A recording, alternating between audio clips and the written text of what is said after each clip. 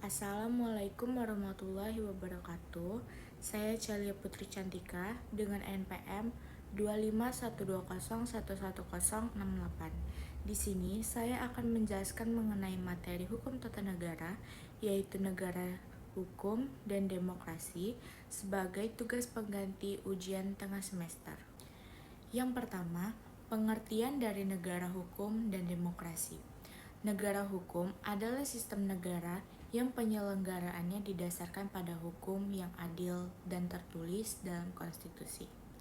Dalam negara hukum, semua orang tanpa terkecuali, baik rakyat maupun pemerintah, wajib tunduk pada hukum. Hukum menjadi kekuasaan tertinggi, bukan penguasa. Sedangkan demokrasi adalah sistem pemerintahan di mana kekuasaan berasal dari rakyat atau government by the people, baik secara langsung maupun melalui perwakilan.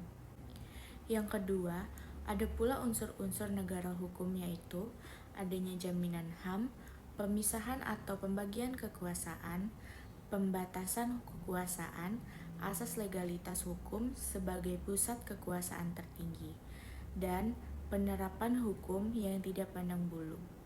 Dalam demokrasi, ruang lingkupnya meliputi partisipasi rakyat dalam pemerintahan, pemilihan umum yang jujur dan adil, adanya perwakilan rakyat, dan pengawasan terhadap kekuasaan.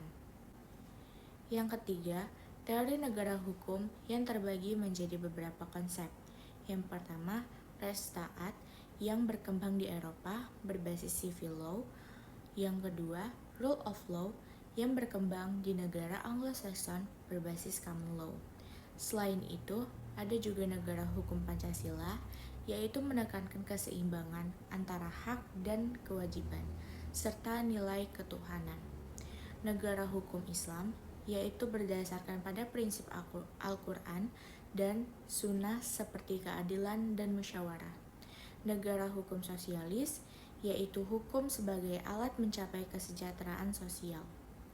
Terdapat pula asas-asas penting meliputi supremasi hukum, persamaan di hadapan hukum, legalitas yaitu semua tindakan harus berdasarkan hukum.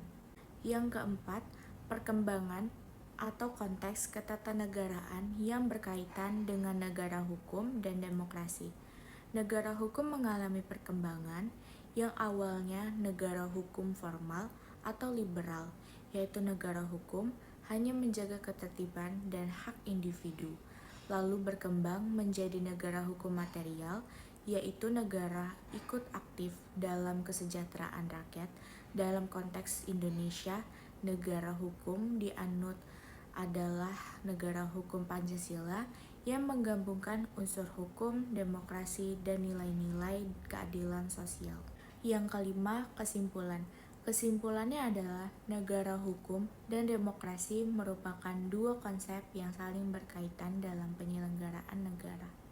Negara hukum menjamin bahwa kekuasaan dibatasi oleh hukum, sedangkan demokrasi memastikan bahwa kekuasaan berasal dari rakyat.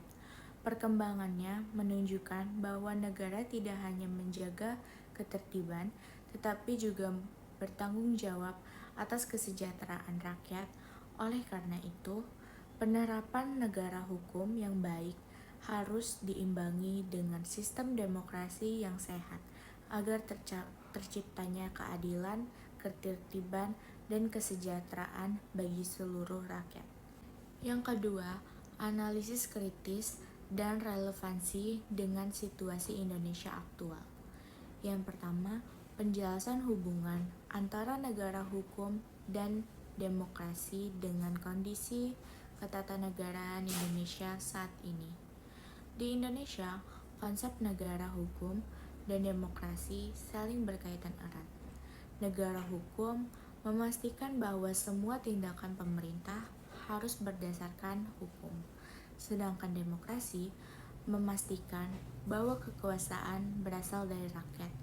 Dalam praktiknya, Indonesia menganut negara hukum yang demokrasi, di mana hukum menjadi dasar penyelenggaraan negara dan rakyat memiliki hak untuk berpartisipasi dalam pemerintahan melalui pemilu dan perwakilan. Namun, dalam kondisi saat ini, hubungan tersebut kadang belum berjalan ideal. Masih terdapat beberapa ketimpangan antara aturan hukum dan praktik demokrasi, seperti adanya kepentingan politik yang mempengaruhi penegakan hukum. Yang kedua, uraian contoh persoalan, kebijakan, fenomena, atau dinamika ketatanegaraan yang relevan di Indonesia aktual. Beberapa fenomena yang relevan yaitu penegakan hukum yang dinilai belum adil, misalnya kasus korupsi yang melibatkan pejabat-pejabat, lalu dinamika dalam pemilu seperti politik, uang, atau polarisasi masyarakat, kebijakan pemerintahan yang menuai pro dan kontra karena dianggap kurang melibatkan partisipasi publik, lalu isu independensi lembaga penegakan hukum. Fenomena ini menunjukkan bahwa praktik negara hukum dan demokrasi menghadapi tantangan nyata. Yang ketiga, analisis mengenai bagaimana konsep hukum tata negara dapat digunakan untuk memahami persoalan tersebut. Dalam hukum tata negara, terdapat prinsip supremasi hukum, pembatasan kekuasaan, dan checks and balances. Konsep ini dapat digunakan untuk memahami persoalan-persoalan tersebut. Misalnya, jika penegakan hukum tidak adil, berarti prinsip supremasi hukum belum berjalan optimal. Lalu, jika kekuasaan terlalu dominan, berarti mekanisme pembatasan kekuasaan lemah. Dan jika partisipasi rakyat rendah, berarti demokrasi belum berjalan maksimal. Dengan demikian, teori hukum tata negara membantu kita menilai apakah praktik ketatanegaraan sudah dengan konstitusi atau belum. Yang keempat, penilaian kritis mahasiswa terhadap kesejahteraan antara teori, konstitusi, dan praktik penyelenggaraan negara di Indonesia. Yang pertama, pandangan mahasiswa terhadap teori negara dan konstitusi.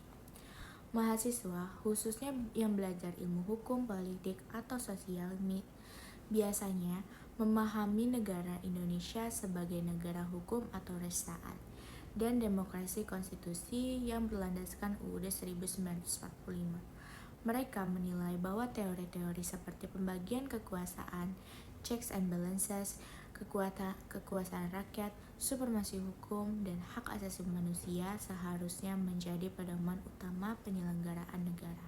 Namun, dalam penilaian kritis, mahasiswa sering menegaskan bahwa teori konstitusionalisme atau rule of law, pengawasan kekuasaan, dan perlindungan hak tidak selalu tercermin dalam praktik pemerintahan, sehingga terjadi dualisme antara ideal dan normatif.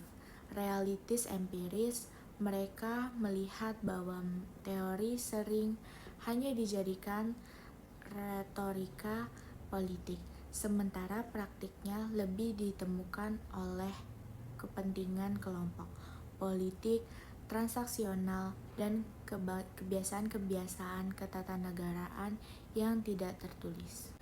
Yang kedua, penilaian terhadap konstitusi atau Undang-Undang Dasar 1945.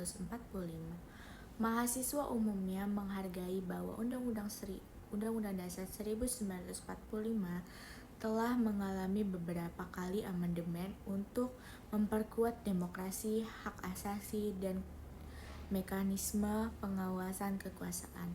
Mereka menilai bahwa konstitusi saat ini sudah relatif lebih responsif terhadap tuntutan masyarakat modern, seperti perkembangan penegakan HAM, pemisahan kekuasaan, dan peran lembaga-lembaga seperti Mahkamah Konstitusi sebagai penjaga konstitusi. Namun, dalam penilaian kritis, mahasiswa juga menyoroti beberapa kelemahan. Misalnya, beberapa pasal masih terbuka untuk intervensi politis, misalnya tentang kedaulatan rakyat, kekuasaan presiden, dan peran parlementer. Mekanisme perubahan konstitusi dinilai bisa dimanfaatkan untuk kepentingan jangka pendek elit politik, bukan semata-mata untuk penguatan demokrasi dan pelindungan rakyat. Yang ketiga, kritis terhadap praktik penyelenggaraan negara. Dalam praktik, mahasiswa cenderung mengkritik beberapa aspek penting, seperti ketidakpatuhan terhadap konstitusi dan UU. Mahasiswa menilai bahwa banyak kebijakan publik dan praktik birokrasi yang tidak selalu berpijak pada konstitusi dan nilai-nilai demokrasi.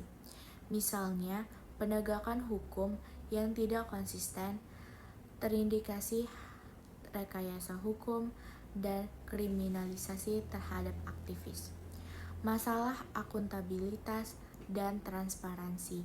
Mahasiswa sering menyoroti minimnya transparansi anggaran, politisasi lembaga, dan maraknya budaya politik uang serta korupsi di berbagai konstitusi negara. Konstitusi politik eksekutif yang cenderung sentralistik.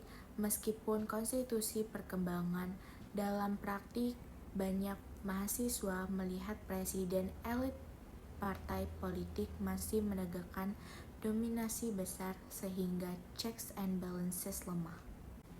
Yang terakhir, refleksi akademik mengenai tantangan dan pentingnya penguasaan prinsip ketatanegaraan dalam kehidupan bernegara. Penguatan prinsip negara, hukum, dan demokrasi sangat penting untuk menciptakan keadilan dan kesejahteraan. Tantangan ke depan meliputi meningkatkan integritas penegak hukum, memperketat kesadaran hukum masyarakat, menjamin transparansi dan akuntabilitas pemerintah, mendorong partisipasi publik yang lebih aktif sebagai mahasiswa penting untuk memahami dan mengkritisi praktik ketatanegaraan agar dapat berkontribusi memperbaiki sistem negara di masa depan. Sekian mengenai penjelasan negara hukum dan demokrasi dari saya. Saya akhiri. Wassalamualaikum warahmatullahi wabarakatuh.